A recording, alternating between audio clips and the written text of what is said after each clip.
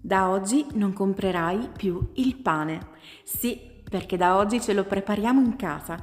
È facilissimo e soprattutto è molto rilassante. Guardate che morbidezza e che bella alveolatura. Gli ingredienti che ci occorrono sono davvero semplicissimi, pochissimi. 1 chilo di semola rimacinata, 650 ml di acqua, 25 g di lievito, un cucchiaino di zucchero e uno di sale. Iniziamo subito sciogliendo il lievito.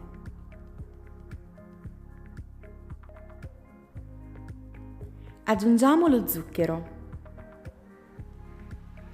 Con un messolino preleviamo un po' di acqua e la mettiamo da parte, in una ciotolina in cui andremo a sciogliere il sale, che aggiungeremo dopo.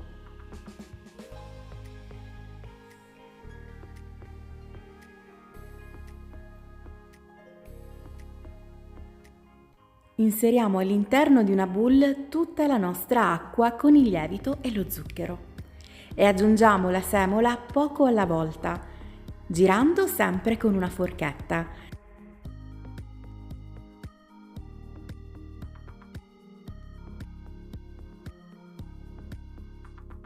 Quando avremo raggiunto una media densità, andiamo ad aggiungere anche l'acqua in cui abbiamo sciolto il sale e continuiamo aggiungendo la nostra semola. Rovesciamo l'impasto su una spianatoia e impastiamo facendo tante pieghe verso l'interno. Io consiglio di lavorare questo impasto almeno per 15 minuti, è davvero molto rilassante.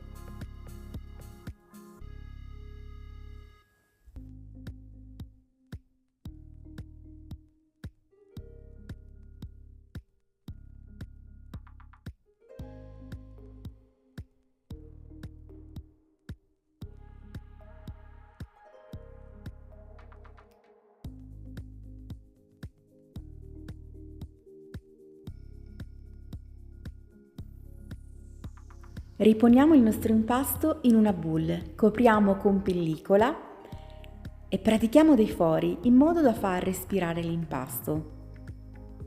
Lasciamo lievitare per un'oretta. Dopo un'ora il nostro impasto si presenta lievitato e con una bellissima alveolatura, guardate qui.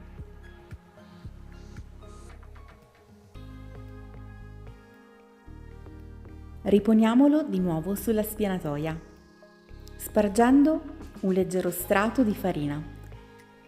Schiacciamolo leggermente. Guardate quante bollicine ci sono in superficie, segno che l'impasto è stato ben lavorato. Queste sono delle belle soddisfazioni. Se avete una bilancia da cucina, potete aiutarvi a fare le pezzature. Cioè dovremo andare a ricavarci delle palline di impasto di almeno, direi 100 grammi.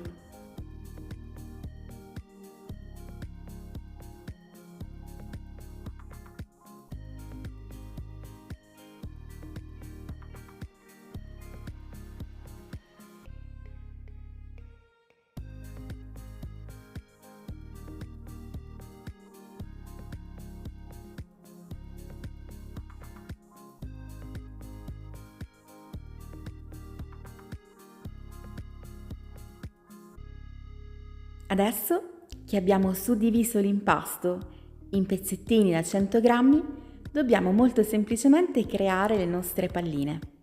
Basterà pizzicare la pasta in questo modo verso l'interno e dopo semplicemente la avvolgiamo all'interno del nostro palmo e lo facciamo roteare sulla spianatoia.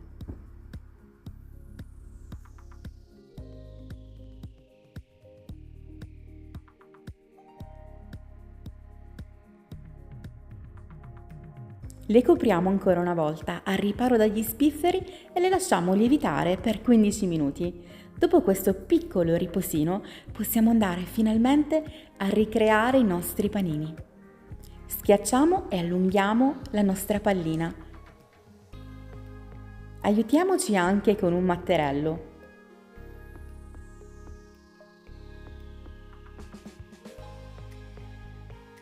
e andiamo a ripiegare il nostro lembo di pasta in questo modo. Ripieghiamolo su se stesso. Facciamo molta attenzione anche alla chiusura. Diamo un pizzicotto e dobbiamo sempre lasciarlo con la parte aperta rivolta verso il basso. In questo modo resteranno ben chiusi anche durante la lievitazione. Adesso arriva un momento importante. Dobbiamo farli lievitare per 3 o 4 ore in base al tempo che avete disponibile. Consiglio di mettere prima uno strato di pellicola e dopo un panno, così resteranno al calduccio. E dopo 3 ore guardate quanto sono lievitati. Sono davvero raddoppiati e sono ultra morbidi. Per mantenere intatta la morbidezza di questi panini, io consiglio di bagnarli con dell'acqua. Semplicemente prendiamo un pennello e andiamo a spennellarli con l'acqua a temperatura ambiente. Mi raccomando, non schiacciateli perché sono ultra morbidi, come delle nuvolette.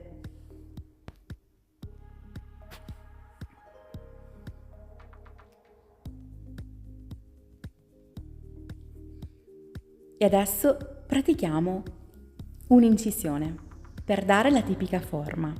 Possiamo farla in verticale oppure possiamo fare 3 o 4 segnetti in orizzontale. Anche nel forno io metto una ciotolina con dell'acqua in modo da ricreare il vapore e facciamo cuocere a 200 gradi per 20 o 24 minuti in base al grado di doratura desiderata. E guardate la magia. Eccoli qua, i nostri panini fatti in casa. Sono pronti. C'è un profumino davvero delizioso. La casa è pervasa da questo profumo di pane ed è davvero una bella soddisfazione riuscire a fare in casa un prodotto così bello, così tradizionale. Provateci anche voi. Mi raccomando, e se provate questa ricetta, mandatemi una foto sul mio profilo su Instagram, Francesca Ricette. Vi aspetto. Guardate la morbidezza. Tagliamolo e voilà, l'alveolatura è davvero molto bella. Sono dei panini leggerissimi, leggerissimamente croccanti fuori ma morbidissimi all'interno. Adoro questa ricetta. Se anche a voi è piaciuta, ragazzi, mi raccomando, sostenete il mio canale lasciando un like, un commento e condividendo con i vostri amici. Se volete potete condividerla anche su Facebook. Infatti qui sotto trovate il tasto condividi.